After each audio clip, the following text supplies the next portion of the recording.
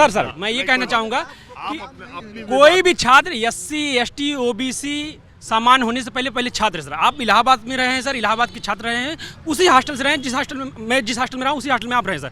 लेकिन उस छात्रावास पाने के पहले सर मैं इलाहाबाद में एक अम्बेडकर छात्रावास था सर, और जिस वर्ष मेरा एडमिशन 2013 में हुआ था उसी वर्ष मुझे मिला था वो सर। मैं आपको सर घटना बता रहा हूँ, 70% SC ST रहते थे सर, 30% जनरल OBC का था सर। मुझे वो छात्रावास अलाट हुआ था सर, और रातों रात मेरे साथ ऐसा दुर्व्यवहार, मेरे साथ ही नहीं सर, जितने सामान वर्ग थे वहाँ अगर गूगल करेंगे सर रिकॉर्ड मिल जाएगा, ऑफिस जला दी गई थी सर। रातों रात 5 बजे रात को सर, किसी भी इलाहाबाद के किसी भी छात्र से पूछ लेंगे उनको जानकारी होगा सर। ये भी मेरे साथ ही रहे सर, बैचमेट रहे सर। 5 बजे रात को सर मैं वो छात्रावास खाली किया हूँ सर। तो शोषण तो किसी के साथ हो सकता है सर, जहाँ जिसकी संख्या रहेगी जो कोई भी कर सकता है सर। मैं बता रहा हूँ, मैं पीड़ित रहा हूँ, लेकिन इसके लिए मैं कभी रोया गाया नहीं हूँ सर। गलत हुआ है, मेरे साथ भी वहाँ हुआ है। 5 बजे रात को मैं छात्रावास खाली करके भाग के गया हूँ सर। जी सर, मैं इससे इनकार नहीं कर रहा हूं कि शोषण नहीं होता और भेदभाव और पक्षपात नहीं होता। तो आप अपना बता रहे हो पर्सनल, हम लोगों के साथ भी हुआ, लेकिन अब समय बहुत आगे निकल चुका। सवाल मेरा किसी के लिए हो जाता, किसी के लिए हो, किसी के साथ भेदभाव हो सकता सर। हम सब छात्र हैं सर, हमारे अंदर भी भावना है, हमारे अंदर भी इंसानियत है सर। मैं दूसरी बात, पैर आंख मेरे भी है सर, वही मैं भी सोचूंगा जो दलित भाई सोचेगा, जो OBC भाई। ये अच्छा इन्होंने बोला कि देखो बात तो सही है कि हाँ, यूनिफॉर्म सिविल कोड की बात कर रहे थे, सबके लिए एक समान। हमारा मामला, हमारा कहना दूसरा, हमने पीछे के भी कार्यक्रमों में भी किया, हमने पीछे के भी कार्यक्रमों में ये बात सामने रखी कि जब बच्चा 12th पास करके 18, 17, 18 साल की उम्र में कॉलेज में आता है, यूनिवर्सिटी में आता है, और ख़ास करके दिल्ली यूनिवर्सिटी में एडमिशन होना इतना आसान बात नहीं है। और आजकल प्राइवेटों का छोड़ दो, वहाँ तो पैसे का खेल है, कोई भी दे के कहीं भी पहुँच सकता है। लेकिन IITs हैं, नीट से जो मेडिकल कॉलेजेस हैं, क्लैट से जो नेशनल लॉ यूनिवर्सिटीज़ हैं, जितनी सेंट्रल यूनिवर्सिटीज़ हैं जो नामी गिरामी हैं, JNU हो गया, दिल्ली हो गया, अलीगढ़ मुस्लिम यूनिवर्सिटी हो गई, बनारस हिंदू यूनिवर्सिटी हो गई, मुंबई, मतलब जो अच्छी यूनिवर्सिटीज़ हैं। अभी मैं कोलकाता गया था, वहाँ का प्रेसिडेंसी कॉलेज है, कोलकाता यूनिवर्सिटी है, उसमें एडमिशन पाना इतना आसान काम नहीं है। और जब 18-19 साल का लड़का वहाँ एडमिशन पा रहा है तो पैर रखते के साथ ही उसको ये भावना कराना, बिल्कुल इससे यही कि होगा अब हम इस इंस्टीट्यूट में आकर के भी SC ST OBC Jat Gurjar Yadav Maurya Rajbhar ये सारी भावनाएं यहाँ भी आकर में रहा हूँ सर। मेरा रूम पार्टनर मौर्य था, ये जानते हैं आयुष भाई, मेरे बैचमेट रहे हॉस्टल में सर। मुकेश कुशवाहा मेरा पार्टनर था, और यहाँ भी मैं मुखर्जी नगर में रहता हूँ सर। सूरज कुमार दलित है, मेरा रूम पार्टनर है सर, और हम लोग साथ में रहते हैं, खूब अच्छे से रहते हैं। मैं इसका पोस्ट डालता हूँ सर, उस पर कमेंट करता है। और मुझे एक बात बताओ, ये UGC आने के बाद जैसे आजकल क्या हुआ है कि देश की राजनीति ने पिछले 10 वर्षों में, 15 वर्षों में खास तौर पर ऐसा काम कर दिया है कि राजनीतिक मुद्दों पर दोस्ती टूट जा रही है। बिल्कुल। उन्होंने इतना भाव तो बना ही दिया कि अच्छे दोस्त पॉलिटिकल मसलों पर, अब मुक्तेश्वरानंद और योगी के मसले पर दोस्ती टूट जा रही। चाय पानी एक मिनट वो है। तो ये UGC के मतलब है आपका पार्टनर जो था ऐसा बिल्कुल मेरे साथ है सर, वो बिल्कुल मेरे साथ है, लेकिन हमारे एक सीनियर भी है सर। शोषण करके तो अपने साथ नहीं रखा। बिल्कुल नहीं सर। और मेरे इलाहाबाद के एक सीनियर है सर, मैंने उनका झंडा भी उठाया था, छात्र संघ अध्यक्ष के चुनाव भी लड़े हैं। मैं नाम भी बता दे रहा हूँ, विवेक वर्मा नाम है सर।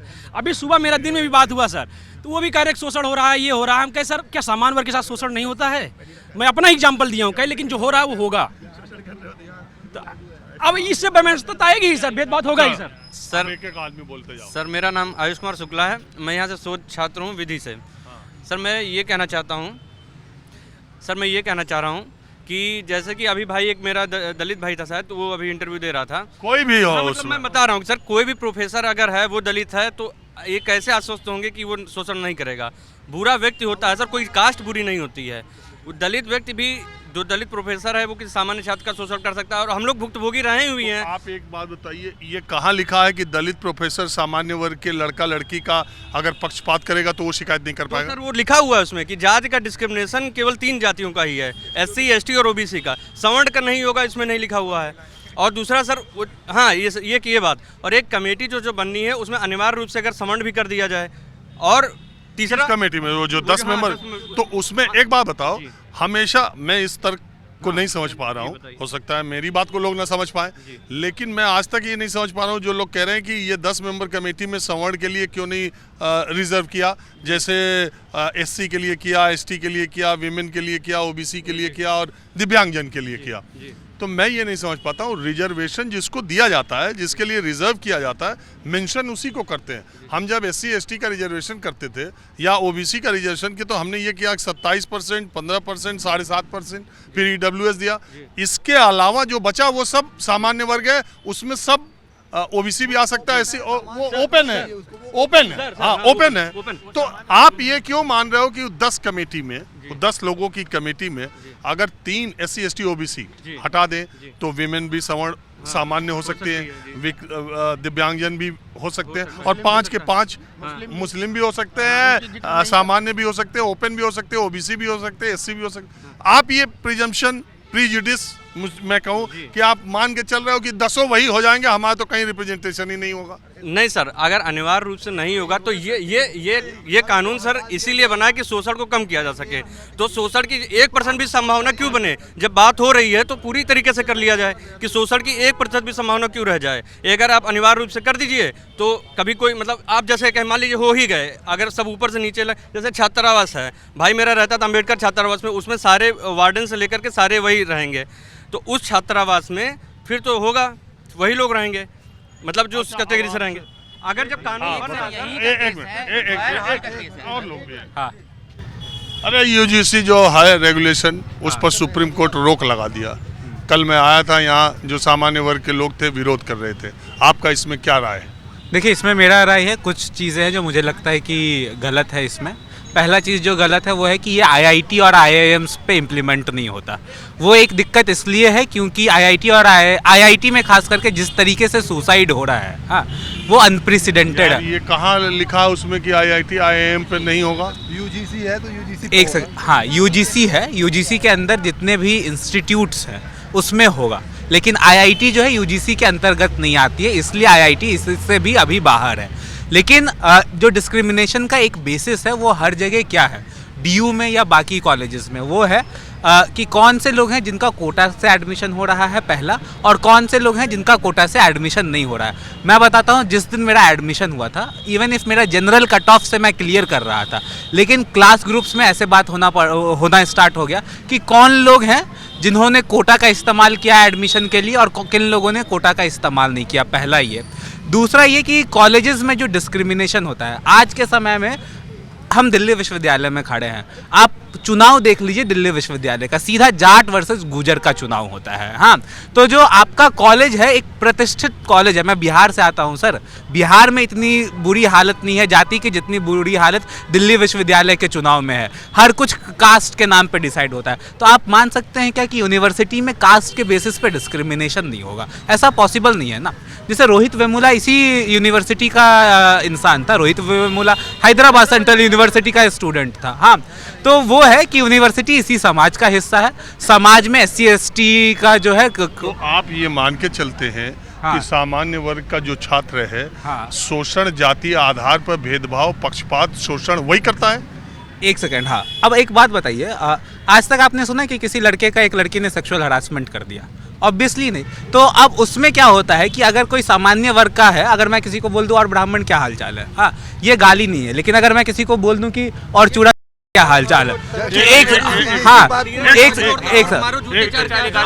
सेकंड, हाँ, तो एक मिनट बोलने दो। अरे हाँ, और अगर मैं किसी को बोल दूं कि और चूड़ा क्या हाल चाल है, तो आपके कास्ट का नाम जो है ना वो खुद गाली है। क्योंकि अगर आप देख लीजिए तो अधिकतर जगह आजकल खास करके जो एक प्राइड आया है, कास्ट प्राइड दोबारा से आया है। हाँ, मैं बताता हूँ कि मेरे क्लास में लोगों का पहले नाम सिंह होता था, मान लीजिए कि शुभम सिंह नाम है, पर सिंह तो OBC के भी लोग लगाते हैं, तो अब वो कैसे बताएं कि वो राजपूत है? 10वीं में आके उन्होंने अपना नाम बदलवा लिया, शुभम सिंह राजपूत। हाँ, तो अभी वो समय है कि कास्ट के नाम पे प्राइड, जटा का छोड़ा, ये जो पूरा एक सच बात है कि जेनजी है, लेकिन जेनजी में भी कास्ट प्राइड है। हाँ, और आप देख लीजिए कि कितना ज्यादा इंटरकास्ट मैरिज हो रहा है। एक मिनट। हाँ, पहली बात, ये जाट गुजर का जो कह रहे हो, जाटों के साथ भी एक बड़ी कॉम्प्लेक्स बात है।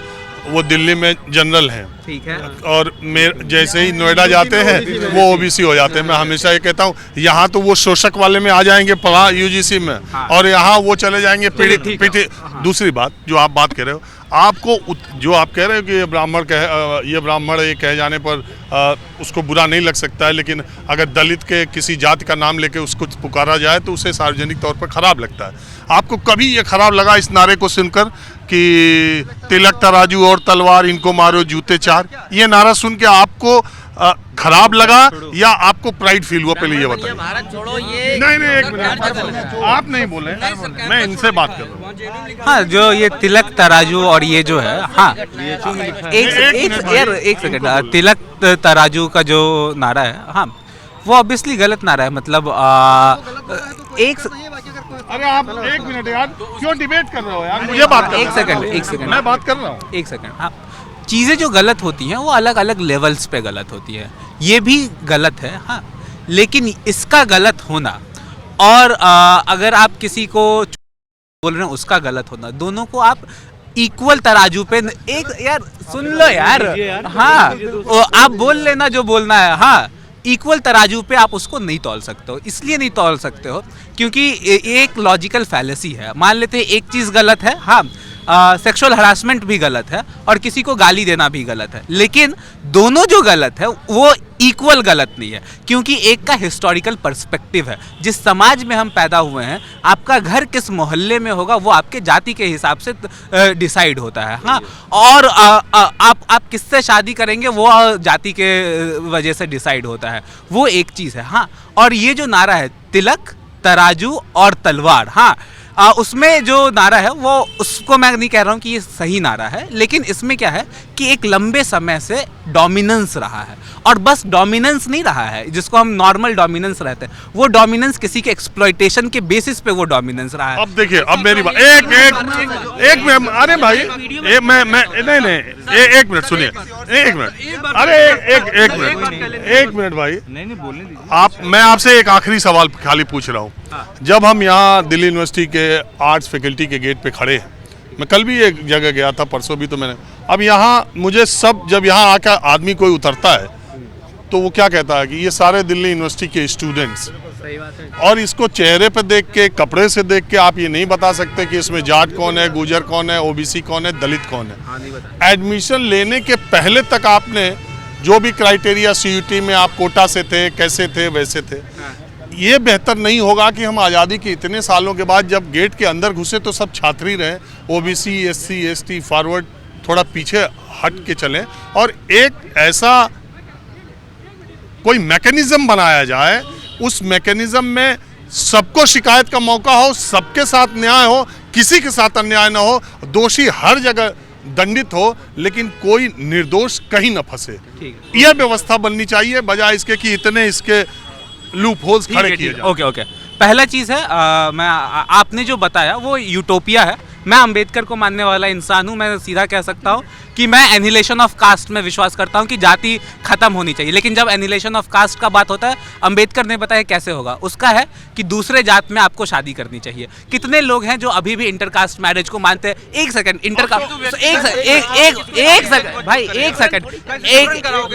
इंटरकास्ट मैरिज होना चाहिए, पहला।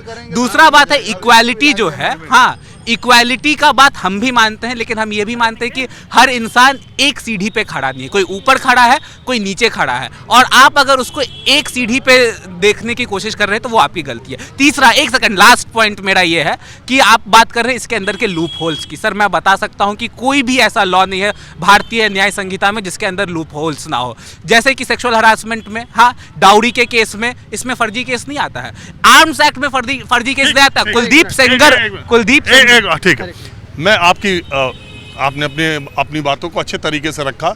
मैं आपकी दो बातों से सहमत नहीं हूँ। पहली बात, डॉक्टर अंबेडकर, दलित अगर कहता है कि मैं अंबेडकरवादी हूँ तो उसे लगता है कि वो बहुत आइडियोलॉजी पे चलने वाला आदमी, ठीक है। नहीं, अगर ब्राह्मण कह दे, राजपूत कह दे कि मैं अंबेडकरवादी हूँ तो कहेगा ये खोखलावादी है, ये केवल दिखावा है। नहीं, ये देखो, नहीं, एक चीज, दूसरी चीज, एक मिनट, दूसरी चीज, मैं भी इसी विश्वविद्यालय से निकला हुआ हूँ, इसी तरह से पढ़ाई, तो मैं ये, मुझे अच्छा लगता है आप लोगों से बात करना। दूसरी बात, राम मनोहर लोहिया ने भी जाति विहीन समाज की परिकल्पना में यही बात लिखी है कि जब तक जातियां तभी टूटेंगी जब शादियां टूटेंगी, शादियां अलग अलग जगहों पर होंगी, लोग दूसरे, लेकिन इसका मतलब ये नहीं कि जाति विहीन समाज बनाने के चक्कर में आप जातियों को तोड़ के जबरदस्ती शादियां करेंगे। शादियां आज के दौर में कंपैटिबिलिटी पे हो रही है, लड़का लड़की की किससे किसके साथ कंपैटिबिलिटी। आज तो मालूम है आपको, अरेंज मैरिज से ज्यादा लव मैरिजेस हो रही हैं। अब तो माँ बाप को जाके लड़के लड़कियां बता रहे हैं कि हम इसके साथ शादी करेंगे। और दूसरे, मैं तो इधर 4-6 शादियां ऐसी अटेंड किया जिसमें लड़का लड़की दोनों पैसे कमा रहे हैं, उन्होंने शादी भी तय कर ली आपस में कि हम करेंगे, उन्होंने वेन्यू भी तय कर लिया, उन्होंने थीम भी तय कर लिया, उन्होंने होटल में जाके खर्चा भी तय कर लिया, अपने अपने मम्मी पापा से कह दिया कि आधा आधा हम देंगे, आप लोग आ जाइएगा, टेंशन की कोई ज़रूरत नहीं। ये जैसे जैसे समाज इवॉल्व करता है, उसकी बुराइयां अपने आप बुराइयां किनारे लगती चली जाती हैं। उस पर बहुत प्रेशर डालकर, बहुत चीज़ों को डालकर उसको नहीं ठीक किया। बहरहाल आपने अपनी बात रखी।